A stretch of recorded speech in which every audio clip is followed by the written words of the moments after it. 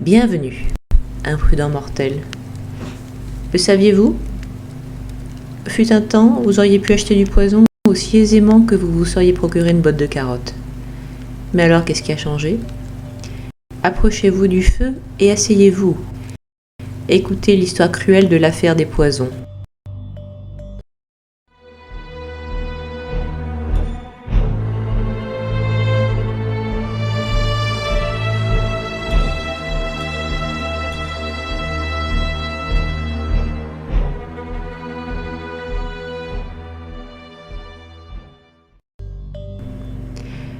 L'affaire des poisons, je pense que je vous en ai déjà touché de mots jusqu'ici, mais sans rentrer dans les détails.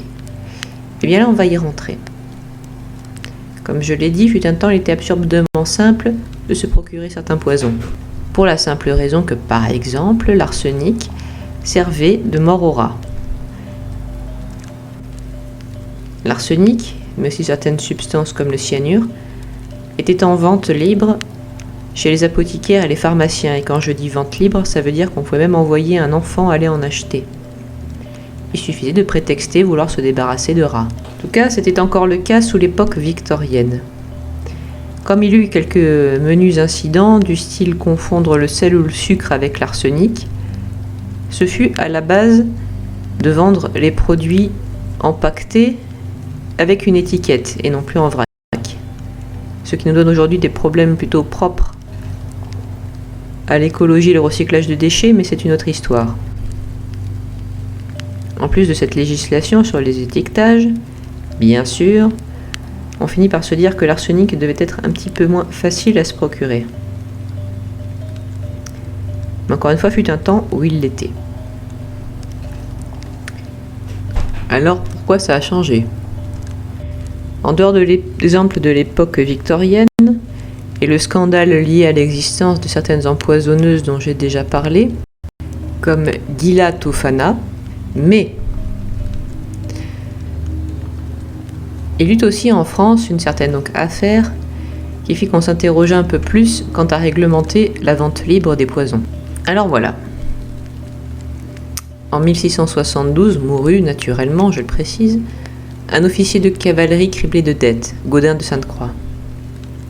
Dans l'inventaire dans ses papiers, on découvrit des lettres de sa maîtresse, la marquise de Brinvilliers. Cette dernière, dit-on, avait remué ciel et terre pour retrouver le dit coffret. Voilà qui interpella la police. Elle ouvrit le coffret sans le rendre à la marquise de Brinvilliers, ils firent bien. Dans les lettres, la marquise reconnaissait avoir empoisonné son père, ses deux frères et quelques autres, dans le cas des membres de sa famille, pour s'approprier leur part d'héritage. Il y avait aussi une reconnaissance de dettes et diverses fioles qui, après analyse, se révélèrent avoir contenu divers poisons, tous laissant peu de traces dans l'organisme après le décès. La marquise de Brinvilliers s'est enfuite à Londres, mais elle finit par se faire expulser, se réfugiant à Valenciennes, puis à Liège. On arrêta le valet de Gaudin de Sainte-Croix, condamné à avoir les membres rompus en place de grève.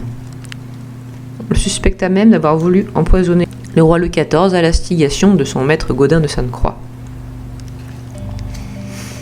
Quant à la marquise de Brinvilliers, elle fut retrouvée puis arrêtée dans son couvent à Liège par la ruse d'un officier de police déguisé en prêtre. Dans sa chambre, on retrouvera des lettres de confession dans lesquelles elle s'accusait d'homicide, d'avortement, de pyromanie. Mais aussi d'avoir été, enfant, abusée à l'âge de 7 ans, tandis que l'un de ses frères aurait été incestueux. Elle subit des interrogatoires et, dit-on, révéla des choses absolument incroyables. À savoir que bon nombre de décès inexpliqués, parfois jusque dans la famille royale, étaient dus au poison. Y compris, paraît-il, celui d'Henriette d'Angleterre, la femme de Monsieur, le frère du roi, qui était morte inexplicablement. Il est possible que, en fait, La Brinvilliers dit cela alors qu'elle était soumise à la question, et sous lesquelles on pouvait dire des choses effectivement incroyables. Mais toujours est-il qu'elle accusa pas mal de ses complices, dont la voisine, une sorcière que j'avais déjà évoquée, qui faisait dire des messes noires. C'était une empoisonneuse célèbre. Comprenez que elle fréquentait le grand monde, et quand elle ne disait pas la bonne aventure, on la faisait venir chez parfois des gens très riches, sous prétexte de vendre des cosmétiques. Mais, vous devinez la ruse, en réalité les dits cosmétiques étaient souvent des fioles de poison.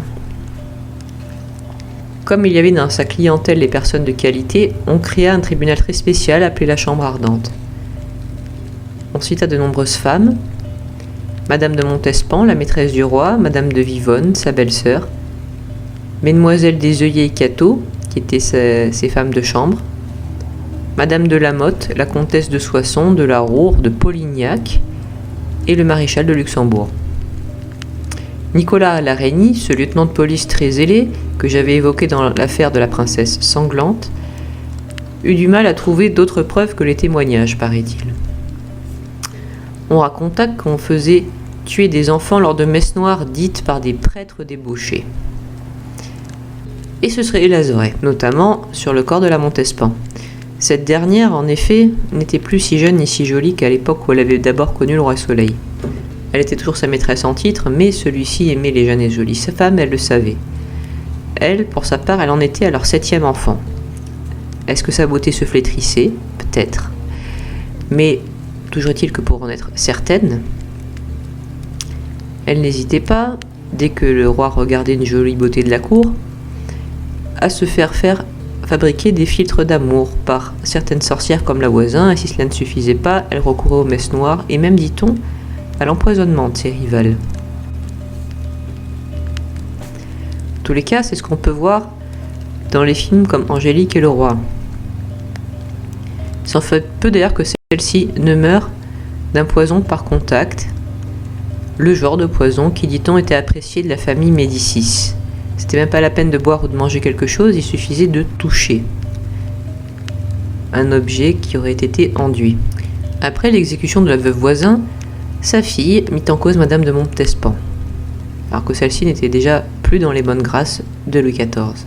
On soupçonna alors le poison dans la mort de Mademoiselle de Fontanges, qui était décédée quelques années avant, une autre des maîtresses de Louis XIV. En 3 ans, la Chambre ardente rendit 104 jugements, dont 30 acquittements, 36 condamnations à mort, 36 bannissements et amendes et 4 condamnations aux galères. La voisine fut brûlée vive en place de Grève le 22 février 1680. Parmi les femmes ayant accusé Madame de Montespan, se virent enfermées dans diverses forteresses du royaume, comme la citadelle Vauban. Puis Louis XIV promut un édit intitulé Déclaration du roi contre les magiciens, sorciers et empoisonneurs. Il décida ensuite que cette affaire devait rester, je le cite, dans un éternel oubli, et fit brûler 29 gros paquets de divers registres. Comme je le disais, sinon, jusqu'ici, cette réglementation, rien de plus aisé que de se procurer du poison. On appelait alors certains d'entre eux les poudres de succession, car on les achetait dans le but de se débarrasser de parents riches et âgés pour toucher l'héritage, par exemple. Il y avait aussi les bouillons de 11 heures, du nom de l'heure à laquelle on devait les administrer aux victimes. Les héritages étaient une cause fréquente d'achat, mais c'était aussi vraiment pour presque n'importe quoi, du style se débarrasser d'une rivale en amour ou d'enfants en surnombre, ainsi que d'un mari encombrant et peut-être violent. Je ne jugerai pas d'ailleurs la Brinvilliers, puisqu'elle n'avait pas eu une enfance facile. Mais le meurtre est-il toujours une solution ? Peut-être que oui, si l'on en croit Béatrice Tienchi, qui d'ailleurs n'avait pas réussi à assassiner son père par le poison comme espéré au départ, parce que celui-ci était sans doute périmé. Enfin, on prétend que Mazarin aussi, par exemple, aurait été une victime célèbre d'un empoisonnement, même si évidemment on n'a eu aucune preuve. Après tout cela, la mode des assassinats par empoisonnement passa, mais pas la psychose. Il paraît qu'on lui imputa presque tous les décès dans la famille royale qui devaient survenir dans les 50 années à venir. J'espère que cette histoire vous aura intéressé et vous donne rendez-vous la semaine prochaine. Si vous voulez me soutenir, voyez le lien en description de Tipeee et du Ko-fi. N'oubliez pas de vous abonner, de mettre un pouce bleu, de commenter et de regarder sous votre livre en éteindre la lumière. Au revoir, imprudent mortel.